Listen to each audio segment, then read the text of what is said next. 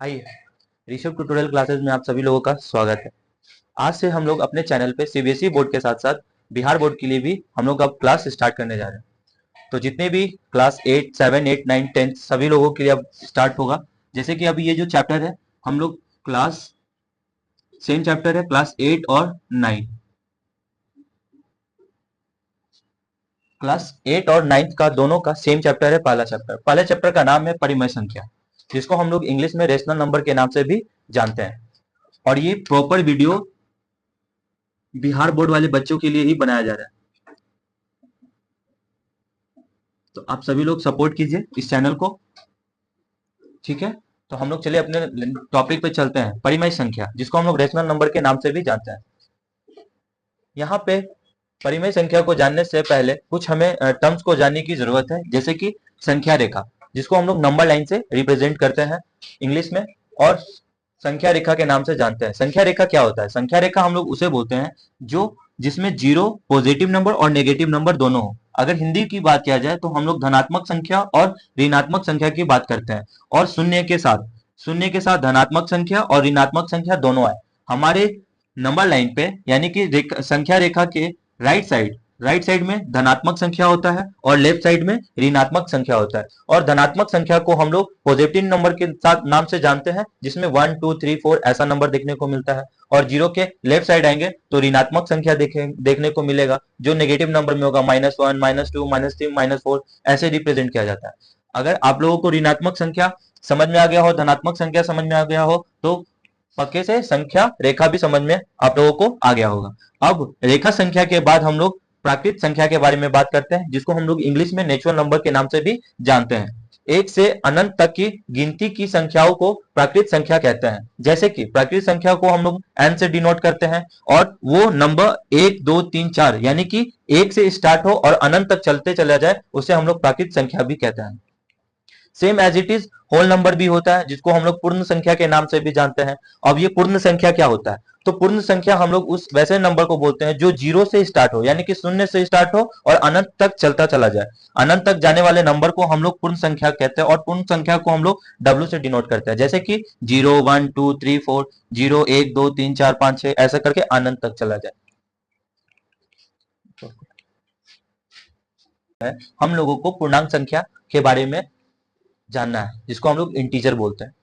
क्या बोलते हैं? पूर्णांक संख्या को हम लोग इंग्लिश में क्या बोलते हैं? इंटीजर बोलते हैं, ठीक है। तो पूर्णांक संख्या क्या होता है? पूर्णांक संख्या पूर्ण संख्या के साथ ऋणात्मक संख्या का संग्रह पूर्णांक संख्या कहलाता है।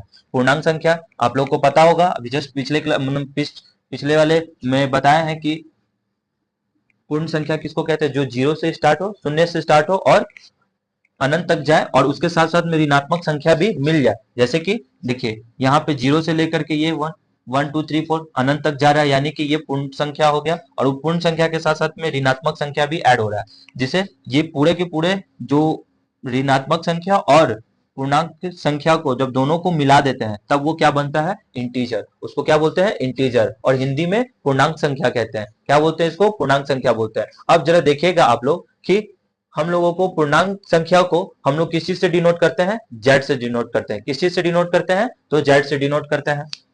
अब जब आप लोगों को इंटीजर यानी पूर्णांक संख्या समझ में आ रही होगी, तो अब हम लोगों को नेक्स्ट टॉपिक समझना है इसमें, फ्रैक्शनल नंबर, जिसको हम लोग हिंदी में भिन्न संख्या कहते हैं। क्या बोलते हैं? भिन्न संख्या। तो ये भिन्न संख्या क्या है? तो भाई चलिए देखते हैं। बटा पर की संख्या भिन्न संख्या कहलाती है, जैसे कि 2/3, 1/2, -3/2, 4, 3/200, 4, 5 ऐसे। अब जरा देखिए, 4 के नीचे कुछ नहीं है तो 1 छिपा हुआ रहता है, 1 छिपा हुआ रहता है, और ये भी बटा में ही लिखा हुआ है, क्योंकि ये हिडन होता है, छिपा हुआ रहता है, इसीलिए हम लोग देख नहीं पाते। लेकिन ये जो बटा वाला फॉर्मेट है, इसी को बोलते हैं फ्रैक्शनल नंबर, और हिंदी में इसको बोलते हैं भिन्न संख्या। हिंदी में बोलते हैं भिन्न संख्या। अगर ये दोनों टॉपिक क्लियर हो गया होगा, तो अब हम लोगों को मेन जो चीज हम लोग को समझना था, परिमेय संख्या, जिसको हम लोग रेशनल नंबर बोलते हैं। अगर इतना टॉपिक क्लियर हो गया, यानी पूर्णांक संख्या, भिन्न संख्या, इससे पहले पूर्णांक संख्या पूर्ण संख्या था, है ना, इससे पहले जो जो हम लोग टॉपिक में पढ़े थे, वो सारा जब whole number, integer, rational number, natural number, ये सारे चीज समझने के बाद अब हम लोग परिमेय संख्या को समझ सकते हैं। तो परिमेय संख्या जरा देखिए, प्राकृत संख्या आएगा, पूर्ण संख्या, संपूर्ण पूर्णांक संख्या, भिन्न संख्या, जब ये सारे के सारे मिल जाएंगे तब जाकर वो परिमेय संख्या बनाएगा। यानी कि परिमेय संख्या को समझने के लिए हमको प्राकृत संख्या जिसको इंग्लिश में नेचुरल नंबर बोलते हैं, पूर्ण संख्या जिसको इंग्लिश में हम लोग होल नंबर बोलते हैं, पूर्णांक संख्या जिसको हम लोग इंटीजर बोलते हैं, और भिन्न संख्या जिनको हम लोग फ्रैक्शनल नंबर बोलते हैं, और उन सभी को जब पूरे के पूरे को मिला देंगे तब जाके परिमेय संख्या समझ में आएगी, है ना। तो जरा देखते हैं, चलिए परिमेय संख्या है क्या। ऐसी संख्या जिसे P बाई Q के फॉर्म में, यानी कि P बट्टा Q के फॉर्मेट के रूप में लिखा जा सके, जिसमें P और Q दोनों क्या होना चाहिए, पूर्णांक होना चाहिए, दोनों क्या होना चाहिए, पूर्णांक होना चाहिए, यानी कि इंटीजर होना चाहिए। और Q is not equal to zero, Q जो है जीरो के बराबर नहीं होगा। देखिए हम ब्रैकेट में लिख दिए हैं आप लोगों के लिए, समझ सकिएगा अच्छे से। Q क्या नहीं होना चाहिए, शून्य नहीं होना चाहिए, ठीक है। और हम लोग पूर्णांक संख्या यानी कि परिमेय संख्या को हम लोग Q से डिनोट करते हैं। किस चीज से दिखाते हैं, Q से दिखाते हैं। यहाँ पे कहने का मतलब यह है कि अगर 1/2 है तो ये क्या कहलाएगा, परिमेय संख्या कहलाएगा। 3/10 है, ये भी परिमेय संख्या कहलाएगा।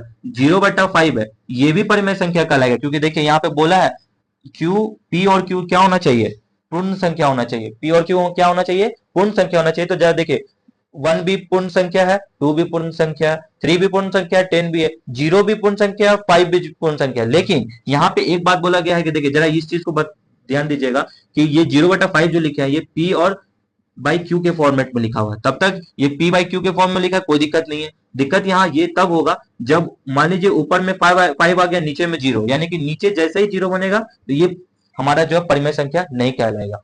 ये 0 जैसे ही नीचे आएगा वो क्या, शून्य जैसे नीचे आया, परिमेय संख्या नहीं कहलाएगा। तो यहाँ तक हम लोगों का परिमेय संख्या का लेक्चर जो है वो समाप्त होती है। अब हम लोग एक्सरसाइज की ओर चलेंगे। अगर आप लोगों को अगर ये लेक्चर अच्छा लगा हो, पसंद आया हो, तो आप लोग प्लीज लाइक शेयर करना ना भूलें, और इसको सब्सक्राइब तो जरूर से जरूर कीजिएगा, और जितने हो सके अच्छे स्टूडेंट लोगों के पास भेजिए ताकि वो भी इस वीडियो का उपयोग कर सके, लाभ उठा सके। चलिए, थैंक यू।